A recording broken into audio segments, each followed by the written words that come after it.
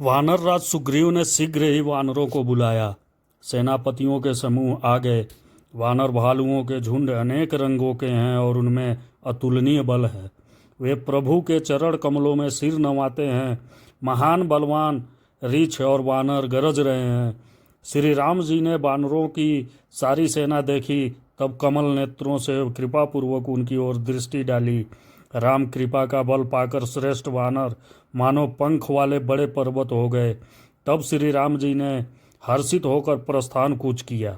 अनेक सुंदर और शुभ शकुन हुए, जिनकी कीर्ति सब मंगलों से पूर्ण है। उनके प्रस्थान के समय शकुन होना यह नीति है, लीला की मर्यादा है।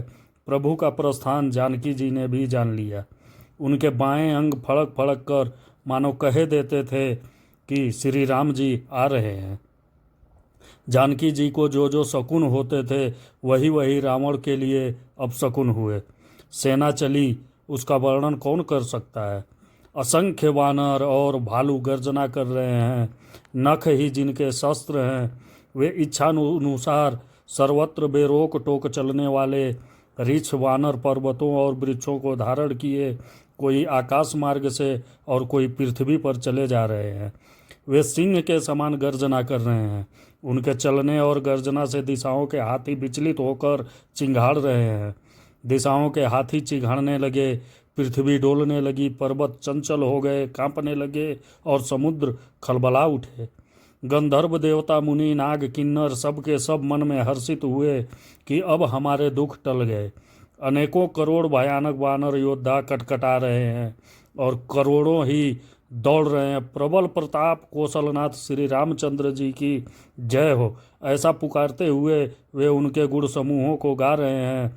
उदार परम श्रेष्ठ एवं महान सर्पराज शेष जी भी सेना का बोझ नहीं सह सकते। वे बार बार मोहित हो जाते, घबरा जाते हैं और पुनः कच्छप की कठोर पीठ को दांतों से पकड़ते हैं। ऐसा करते अर्थात बार बार दांतों को गड़ाकर कच्छप की पीठ पर लकीर सी खींचते हुए वे कैसे शोभा दे रहे हैं, मानो श्री रामचंद्र जी की सुंदर प्रस्थान यात्रा को परम सुहावनी जानकर उसकी अचल पवित्र कथा को सर्पराज शेष जी कच्छप की पीठ पर लिख रहे हों। इस प्रकार कृपा निधान श्री राम जी समुद्र तट पर जा उतरे। अनेकों रीछ वानर वीर जहाँ तहाँ फल खाने लगे। वहाँ लंका में जब से हनुमान जी लंका को जला कर गए, तब से राक्षस भयभीत रहने लगे। अपने अपने घरों में सब विचार करते हैं कि अब राक्षस कुल की रक्षा का कोई उपाय नहीं है। जिसके दूत का बल वर्णन नहीं किया जा सकता, उसके स्वयं नगर में आने पर कौन भलाई है। हम लोगों की बड़ी बुरी दशा होगी। दूतियों से नगरवासियों के वचन सुनकर मंदोदरी बहुत ही व्याकुल हो गई। वह एकांत में हाथ जोड़कर पति रावण के चरणों में गिर पड़ी और नीति रस में पगी हुई बाड़ी बोली, हे प्रियतम, श्री हरि से विरोध छोड़ दीजिए। मेरे कहने को अत्यंत हितकर जानकर हृदय में धारण कीजिए। जिनके दूत की करनी का विचार करते ही स्मरण आते ही राक्षसों की स्त्रियों के गर्भ गिर जाते हैं। हे प्यारे स्वामी, यदि भला चाहते हैं तो अपने मंत्री को बुलाकर उसके साथ उनकी स्त्री को भेज दीजिए। सीता आपके कुल रूपी कमलों के वन को दुख देने वाली जाड़े की रात्रि के समान आई है। हे नाथ सुनिए, सीता को दिए लौटाए बिना शंभु और ब्रह्मा के किए भी आपका भला नहीं हो सकता। श्री राम जी के बाण सर्पों के समूह के समान हैं और राक्षसों के समूह मेंढक के समान। जब तक वे इन्हें ग्रस नहीं लेते, निगल नहीं जाते, तब तक हठ छोड़कर उपाय कर लीजिए। मूर्ख और जगत प्रसिद्ध अभिमानी रावण कानों से उसकी वाणी सुनकर खूब हंसा और बोला, स्त्रियों का स्वभाव सचमुच ही बहुत डरपोक होता है। मंगल में भी भय करती हो। तुम्हारा मन हृदय बहुत ही कच्चा कमजोर है। यदि वानरों की सेना आवेगी तो बेचारे राक्षस उसे खाकर अपना जीवन निर्वाह करेंगे। लोकपाल भी जिसके डर से कांपते हैं, उसकी स्त्री डरती हो, यह बड़ी हंसी की बात है। रावण ने ऐसा कहकर हंसकर उसे हृदय से लगा लिया और ममता बढ़ाकर अधिक स्नेह दर्शाकर वह सभा में चला गया। मंदोदरी हृदय में चिंता करने लगी कि पति पर विधाता प्रतिकूल हो गए। ज्यों ही वह सभा में जाकर बैठा, उसने ऐसी खबर पाई कि शत्रु की सारी सेना समुद्र के उस पार आ गई है। उसने मंत्रियों से पूछा कि उचित सलाह कहिए, अब क्या करना चाहिए। तब वे सब हंसे और बोले कि चुप किए रहिए, इसमें सलाह की कौन सी बात है। आपने देवताओं और राक्षसों को जीत लिया, तब तो कुछ शर्म ही नहीं हुआ, फिर मनुष्य और वानर किस गिनती में है। मंत्री, वैद्य और गुरु, ये तीन यदि अप्रसन्नता के भय या लाभ की आशा से हित की बात न कहकर प्रिय बोलते हैं, ठकुर सुहाती कहने लगते हैं, तो क्रमशः राज्य, शरीर और धर्म, इन तीन का शीघ्र ही नाश हो जाता है। रावण के लिए भी वही सहायता संयोग आ बनी है। मंत्री उसे सुना सुनाकर मुंह पर स्तुति करते हैं और इसी समय अवसर जानकर विभीषण जी आए। उन्होंने बड़े भाई के चरणों में सिर नवाया, फिर से सिर नवाकर अपने आसन पर बैठ गए और आज्ञा पाकर ये वचन बोले, हे कृपाल, जब आपने मुझसे बात राय पूछी ही है तो हे तात, मैं अपनी बुद्धि के अनुसार आपके हित की बात कहता हूँ। जो मनुष्य अपना कल्याण, सुंदर यश, सुबुद्धि, शुभ गति और नाना प्रकार के सुख चाहता हो, वह हे स्वामी पर स्त्री के ललाट को चौथ के चंद्रमा की तरह त्याग दे। अर्थात जैसे लोग चौथ के चंद्रमा को नहीं देखते, उसी प्रकार पर स्त्री का मुख ही न देखे। 14 भुवनों का एक ही स्वामी हो, वह भी जीवों से बैर करके ठहर नहीं सकता, नष्ट हो जाता है।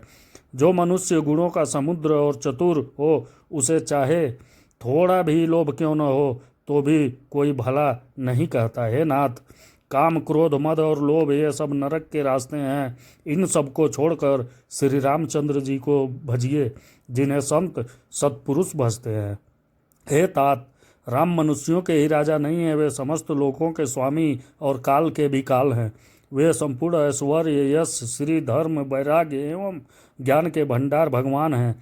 वे निरामय, विकार रहित, अजन्मे, व्यापक, अजय, अनादि और अनंत ब्रह्म हैं। उन कृपा के समुद्र भगवान ने पृथ्वी, ब्राह्मण, गो और देवताओं का हित करने के लिए ही मनुष्य शरीर धारण किया है। हे भाई सुनिए, वे सेवकों को आनंद देने वाले, दुष्टों के समूह का नाश करने वाले और वेद तथा धर्म की रक्षा करने वाले हैं। वैर त्याग कर उन्हें मस्तक नवाइए। वे श्री रघुनाथ जी शरणागत का दुख नाश करने वाले हैं। हे नाथ, उन प्रभु सर्वेश्वर को जानकी जी दे दीजिए और बिना ही कारण स्नेह करने वाले श्री राम जी को भजिए। जिसे संपूर्ण जगत से द्रोह करने का पाप लगा है, शरण जाने पर प्रभु उसका भी त्याग नहीं करते। जिनका नाम तीनों तापों का नाश करने वाला है, वे ही प्रभु भगवान मनुष्य रूप में प्रकट हुए हैं। हे रावण, हृदय में यह समझ लीजिए, हे दशशीष, मैं बार बार आपके चरणों लगता हूँ और विनती करता हूँ कि मन, मोह और मद को त्याग कर आप कौशलपति श्री राम जी का भजन कीजिए। मुनि पुलत्स्य जी ने अपने शिष्य के हाथ यह बात कहला भेजी है। हे तात, सुंदर अवसर पाकर मैंने तुरंत ही वह बात प्रभु आपसे कह दी। माल्यवान नाम का एक बहुत ही बुद्धिमान मंत्री था।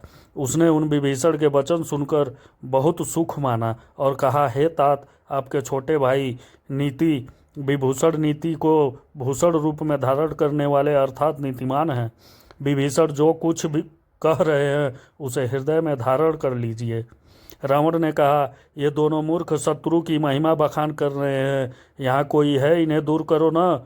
तब माल्यवान तो घर लौट गया और विभीषण जी हाथ जोड़कर फिर कहने लगे, हे नाथ, पुराण और वेद ऐसा कहते हैं कि सुबुद्धि, अच्छी बुद्धि और कुबुद्धि, खोटी बुद्धि सबके हृदय में रहती है।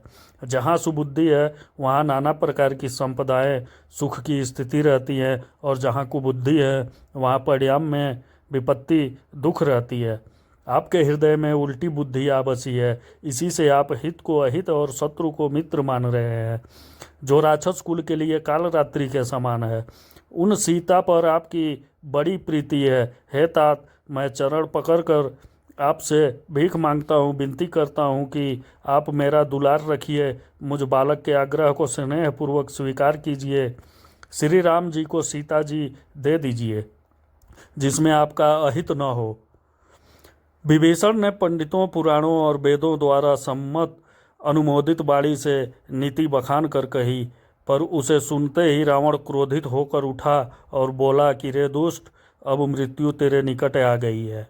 अरे मूर्ख, तू जीता तो है सदा मेरा जी जिलाया हुआ, अर्थात मेरे ही अन्न से पल रहा है, पर हे मूढ़, पक्ष तुझे शत्रु का ही अच्छा लगता है। अरे दुष्ट, बता ना, जगत में ऐसा कौन है जिसे मैंने अपनी भुजाओं के बल से न जीता हो।